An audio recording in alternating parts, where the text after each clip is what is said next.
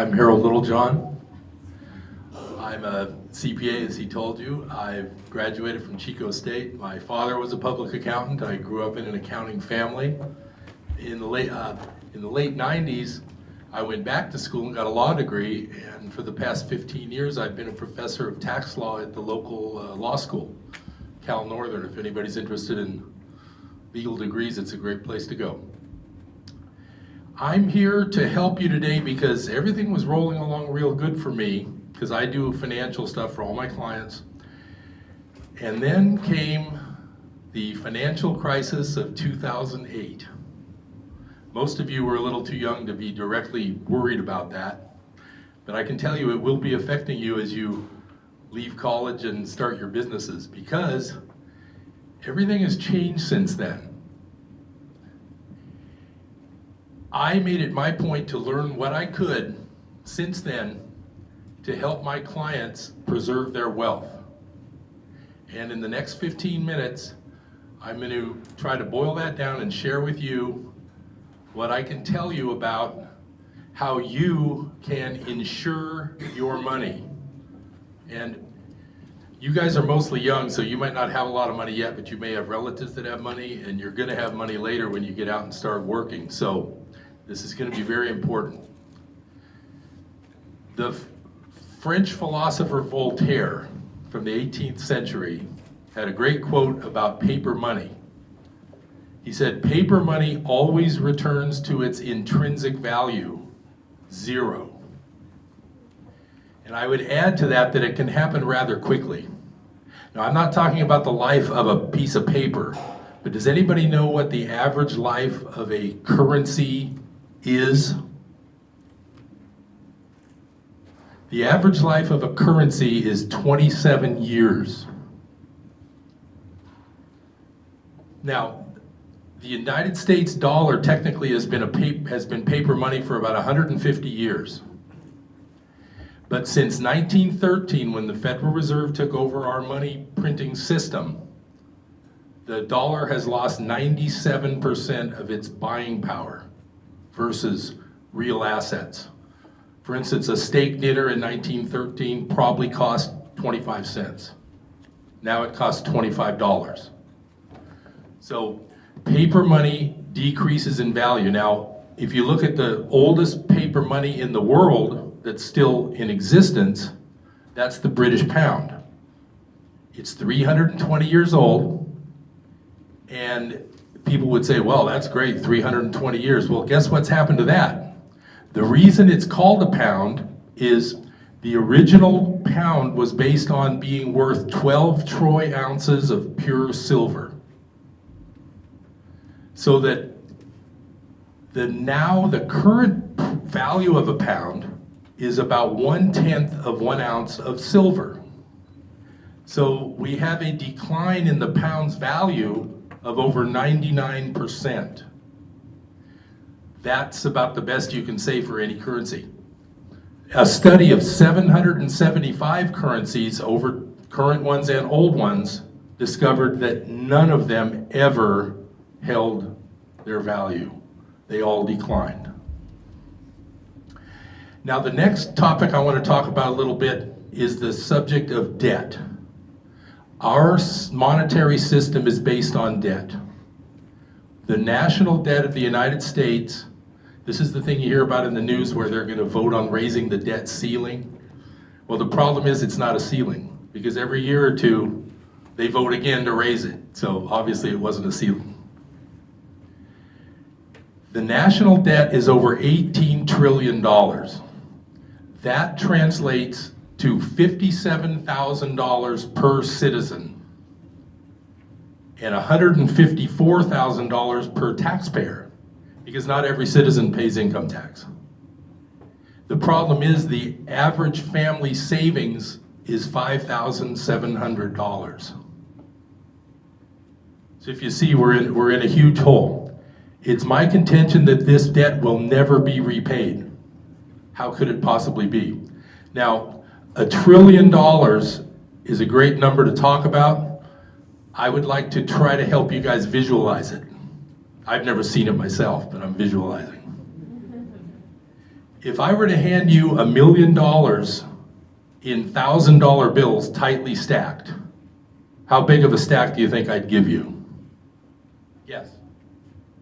4 feet tall. 4 inches tall. 4 feet. 4 in, well, that's, Oh, that's 4 feet's a good guess. That's fine, that's good. I'm sorry, 4 inches is correct. Yeah. So, if you earn $40,000 a year for 25 years, that's $1 million. In $1,000 bills stacked tightly, that's 4 inches. Now, $1 billion is 1,000 million. That would be 364 feet tall. That's a football field with the end zones. That's $1 billion. $1 trillion is 63 miles high. Now, if you laid that sideways, you could almost reach Reading with tightly stacked $1,000 bills. $18 trillion is 1,134 miles of tightly stacked $1,000 bills from here to El Paso, Texas. This will never be repaid. At some point, there's going to have to be some sort of reset. I don't know how, I don't know when. If I knew, of course, I would eventually be the richest man in the world, but I don't know when it's going to happen. So I'm here to tell you how to buy money insurance, and I'm also going to tell you how to buy a gallon of gas with a quarter. Now, a lot of people will tell you that the current economy is in a recovery. I don't agree with that. There's a measure of the economy called the velocity of money. And what it is it's a formula, and it's in simplified form. It's the total transactions, like say in the US, over a period of time, say a year, divided by the money supply average for that year. How many times is a dollar turning over in our economy? The velocity of money right now is at the lowest it's ever been. It's lower than it was in the 1930s. This is a terrible economy. Right now there are tankers lined up in the Gulf of Mexico full of petroleum that cannot unload because all of our storage is full. We can't even use the oil we have. It's a complete disaster. So I don't mean to scare everybody, I just want to educate you guys. Like I say, I'm going to show you how you get money insurance. Now, I'm going to paraphrase Henry Ford, who said, if the people really understood about the banking and monetary system, it's my opinion that we would have a revolution before tomorrow morning. Our banks are involved in this whole debt problem. In the crash of '08, they call it a liquidity problem. It's a solvency problem. The assets on the bank's books after that crisis are virtually worthless. And what happened is the bank's books would look insolvent, but they changed the law in 2009 so that now they're able to mark those assets to what they think it should be worth. I'm an accountant for years. You have to put down on the balance sheet what you have. They're now allowed to value it at random amounts, and that's all I can tell you. It's crazy. This situation is causing the fact that we have this banking problem. There's a lot of insolvent banks, and at the same time, they're not even paying interest on the savings accounts. Now, are you aware that when you make a deposit into your bank account, that money is no longer yours legally? You are an unsecured creditor of the bank. You're behind a long list of other obligations the bank has. The fractional money system is based on the fact that not everybody's going to take their money out of the bank at the same time. But the problem is that why would you want to, is in essence, loan your money to an insolvent institution that's not paying you a return? I'm not saying you should not have a bank account. You need it to pay your bills and to do all your banking and the next few months savings, but you don't want to rely on these things because If there were to be a large banking problem, you might not get your money back. Now, people talk about, well, my bank is FDIC insured, I'm gonna be okay. I'll give you a little bit of information about the FDIC, the Federal Deposit Insurance Corporation. It has reserves of about $25 billion, which works out fine when there's a small bank problem. A few years back, we had Butte Community Bank here locally that went under. Friday night, it was on the news. It was interesting because the night before I was having drinks downtown with a friend, and I had just looked up a list of banks that had bad ratios. And I was talking to him because he went to Butte Community Bank. Friday night on the news, Butte Community Bank is shuttered and closed. Monday morning it opens with Rabobank signs already up, and all the account numbers stayed the same. The FDIC works fine for small banks. If there were to be a large banking problem like there was in '08, the governments have run out of ammunition to save the system. They've already gone to zero interest for 7 years. In Europe, the banks are now paying negative interest. You're actually paying money to have your money in a Swiss bank account for the safety. So what I'm trying to tell you is it's dangerous right now, and they don't have any ammunition for the next crisis. They've already dropped rates to zero. They've done everything they can. So there could be a problem with the banks. Okay, now, generally in life, you like to insure things to make sure. You guys aren't old enough for everything, but when you're an adult and you're out working, you're going to insure your car, insure your home, insure your life, insure your health. Well, they're going to make you do that. There's no choice anymore on that one. Why don't you insure your money? I'm going to tell you how you can do that. Gold and silver has been money for thousands of years. In fact, there's 14 languages where the word for silver and money is exactly the same. Spanish is plata, French is argent. Now, I can remember the day 50 years ago when I was sitting there in 4th grade, and my friends and I were looking at these quarters that we got in 1965, and they had copper edges, and we thought they were cool. The currency had just been debased. Now what's interesting is the Roman Empire did the same thing. Their coins used to be full of silver too, but it gradually went down. As the empire's strength goes down, the value of the currency goes down, the real value. So what we're seeing here is the decline of an empire. A debt-based paper money 400-year world is changing. And the one insurance against that is gold and silver. Now, what I was explaining about the gallon of gas, the 1964 and prior dimes, quarters, and half dollars that we all used when I was little are 90% pure silver. Right now, I can sell my silver quarter, the one I showed you in my pocket, for no less than $2.50, and that's at a low silver price right now. So that silver quarter kept up with inflation for 50 years. Back in the 60s, you could buy a gallon of gas for 25 cents. Now, you buy it for around $2.50 or so. And in fact, these quarters will actually sell for $3 or $3.50 if you just, market them a little bit.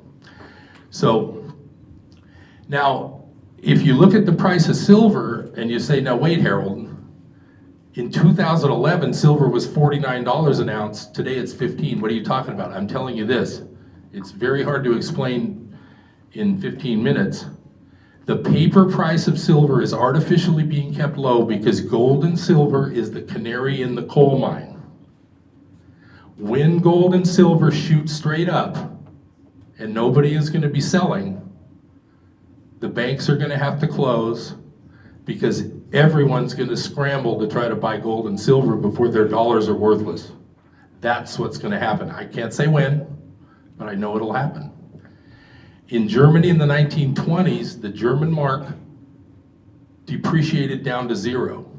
Well, as you know in math, if the denominator goes to 0, the top number goes to infinity. An ounce of silver was worth 1 trillion marks in the early 1920s. On the paper COMEX metals exchange, it's a record right now.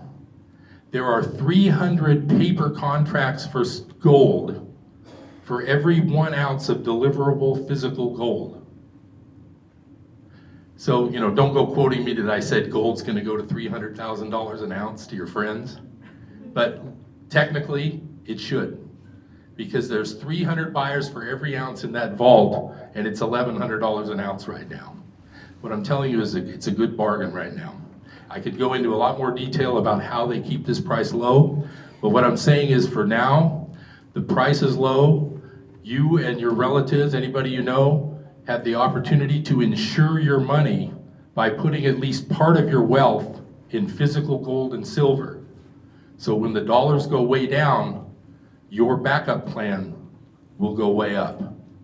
And I really appreciate David having me here.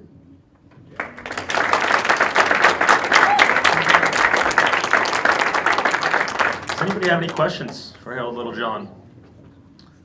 Anybody? Yeah. A teacher I had, he said something, he quoted Warren Buffett, and Warren Buffett said about gold and silver, he said if you took all the gold and the silver in the world, if you went and bought what you could with all of that, he said you could buy 7 Exxon Mobil's and all of the farm land in the United States. And he made the point to say that that you shouldn't put your money in that because it doesn't add any value. Today and tomorrow, that ounce of gold will still be the same size that it is today. So what I'm saying is, like, what would you say back to him? What I would say back to him is, number one, Warren Buffett is the ultimate insider. That's number one. So you always have to think of now, who's this coming from? Who benefits from this comment? But what I will say is that he also said that the derivative market is the financial nuclear disaster.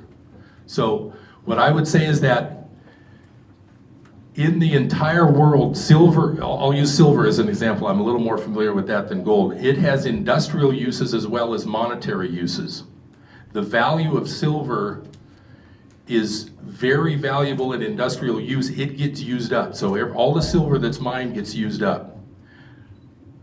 As a monetary metal, no matter what the actual value is right now, there's only 1 billion ounces of silver above ground right now in the world.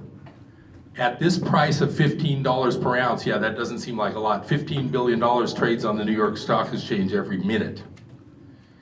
But when silver is realistically valued, it's going to have a lot of value because right now, a guy like Warren Buffett could write a check for $15 billion and basically lock up every ounce of silver in the world, and we wouldn't have any left. And it's used in every cell phone, every solar panel. It's used medically.